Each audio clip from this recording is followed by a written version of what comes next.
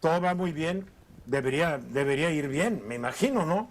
Donde las cosas no van bien es en México. Mañana, si no se dispone de otra cosa, si el creador no decide otra cosa, lo más seguro es que el Senado apruebe la reforma constitucional que va a dar lugar a un nuevo poder judicial federal. Luego lo harán los 27 congresos locales que controla Morena y sus aliados, y va a culminar así un proceso que sin sorpresas impulsó el presidente Andrés Manuel López Obrador, quien la verdad a lo largo de su carrera es un juego de tiempos muertos, y en cambio la oposición ha demostrado que se perdió en discursos vacíos y la pasividad. El plan C de Andrés Manuel López Obrador fue presentado el 5 de febrero. Incluye 18 iniciativas de reformas constitucionales, entre ellas esta, la judicial tan polémica que abarca la elección popular de ministros de la Suprema Corte de Justicia, magistrados y jueces del Poder Judicial.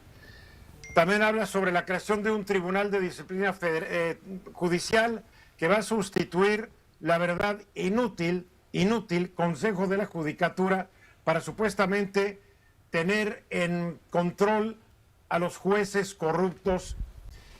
Las reformas también incluyen la desaparición de organismos autónomos, la transformación del INE en un instituto de elecciones, la transformación del sistema político mexicano.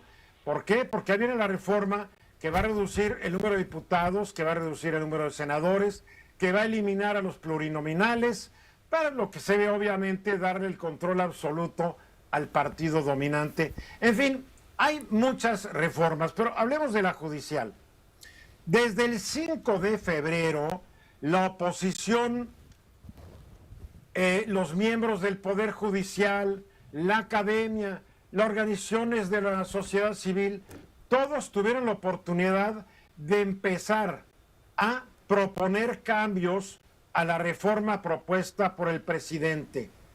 Tuvieron tiempo para movilizarse y presionar, pero más que nada, tuvieron tiempo para convencer a los ciudadanos que el 2 de junio no votaran masivamente por Morena y sus aliados y no le regalaran el poder legislativo federal al partido del presidente López Obrador y a los dos satélites que giran alrededor de él. El hecho es de que yo no recuerdo que Xóchitl Gálvez, la candidata presidencial del PAN, PRI, PRD, o que la mayoría de los candidatos a diputados, senadores, nos estuvieran recordando que no había que darle esta mayoría a Morena y sus aliados. En este programa insistimos mucho que ese tenía que ser el objetivo fundamental de la oposición. Pues se la pasaron en campañas deslucidas. La misma campaña de Xóchitl no pegó, la de los candidatos a diputados, senadores no pegaron. Ya están los resultados. El 2 de junio se decidió este asunto. Curiosamente, fue después del 2 de junio cuando se veía que iba a tener mayorías absolutas constitucionales, Morena y sus aliados en ambas cámaras, cuando empezaron a organizarse los enemigos de la reforma. Marcharon, participaron en parlamentos abiertos, hicieron lo que fuera, pero no funcionó. Es más, la semana pasada, después de que la Cámara de Diputados aprobó la reforma judicial, se le ocurrió apenas a principios de esta semana a los ministros de la Suprema Corte de Justicia de la Nación proponer un proyecto alternativo. Demasiado tarde.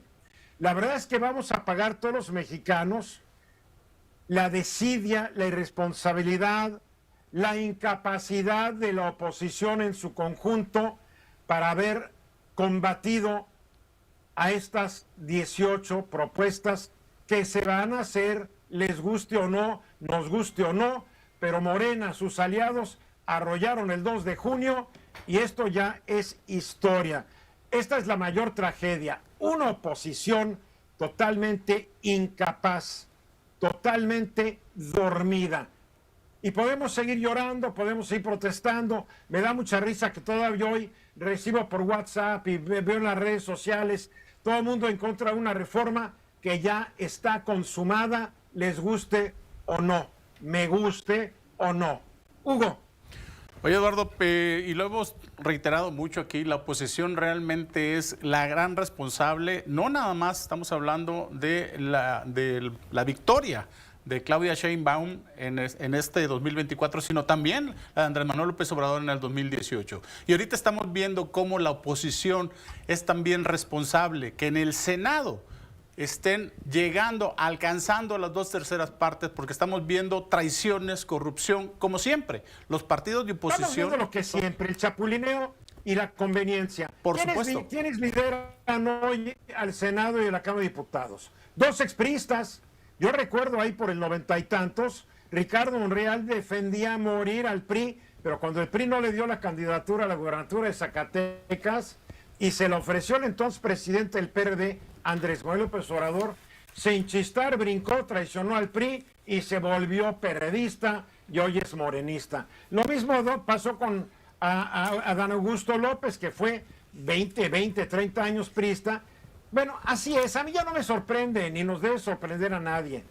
Eduardo, desde mi perspectiva me parece que la responsabilidad, fíjate cómo lo voy a presentar, la responsabilidad es de parte de los mexicanos que votaron este camino. Y cuando digo la responsabilidad, no lo digo desde un punto de vista de culpa, sino es una decisión clara de la mayoría que esto es lo que querían que sucediera. Ahora me parece que hay que tomar los atributos que se ofrecen en teoría como los positivos, hablando de la reforma judicial, mayor democracia, rendición de cuentas, una independencia del poder, en teoría, del poder ejecutivo y la capacidad de votar a quién quieres que sea tu juez. Tomar estos atributos que se presentan como los positivos de la reforma y ahora las personas que votaron y que querían que esto sucediera, exigir que salgan los atributos positivos de lo que votaron y no los negativos, porque yo no me rindo a pensar que hay atributos positivos en todas, como en toda reforma hay cosas buenas y cosas malas. Ahora le toca a los mexicanos exigir que lo que se privilegie y lo que gane son las cosas positivas en cada una de estas reformas. La mayoría de la gente votó a favor de Morena. Morena le gusta decir que votó a favor de la reforma judicial. Los mexicanos no entendían ni sabían de qué se trataban estas propuestas. Pero quienes se deberían haber encargado de decirnos, explicarnos los riesgos y tal vez las virtudes de estas propuestas, eran la oposición. La oposición brilló por su ausencia. Hoy estamos viendo que el tal vez ya no presidente del PRI únicamente se encargó de tratar de amarrar sus propias posiciones e intereses. Lo mismo Marquito con K en el PAN. No hicieron campaña para decir, nos decían para un país sin miedo, pero nunca nos dijeron, a ver, cuidado con esto, cuidado con aquello, a menos que yo no me haya dado cuenta. Tiene razón, esto ya se consumó, hay que tratar de ver los puntos positivos, pero también hay que advertir sobre los puntos negativos. Hugo. Bueno, Eduardo, yo creo que en este sentido, lo que tú estás comentando de la oposición, yo creo que también debemos de reflexionar si también es necesaria una reforma al Poder Legislativo y otra al Poder Ejecutivo, porque lo que estamos viendo en el Poder Legislativo es un sistema de corrupción y un mecanismo donde pueden hacer prácticamente cualquier tipo de mercenarismo. Ahí viene la reforma del legislativo, ya está propuesta. Sí, de 500 vamos a bajar a 300 diputados, de 128 a 64 senadores, todos de mayoría. Se acabaron las representaciones de las minorías y lo van a aprobar. Pero no se toca, Eduardo, no se toca, por ejemplo, los candidatos, que sea posible, más posible los candidatos ciudadanos sin partido. Hay cosas que realmente no se tocan, que son importantísimas. Nunca existió eso. No, claro que sí. Esa es la partidocracia llevada a su máxima expresión. Eso es lo que hay que bajar. Priista. Es un regreso del PRI con otro color. Vamos a los mensajes.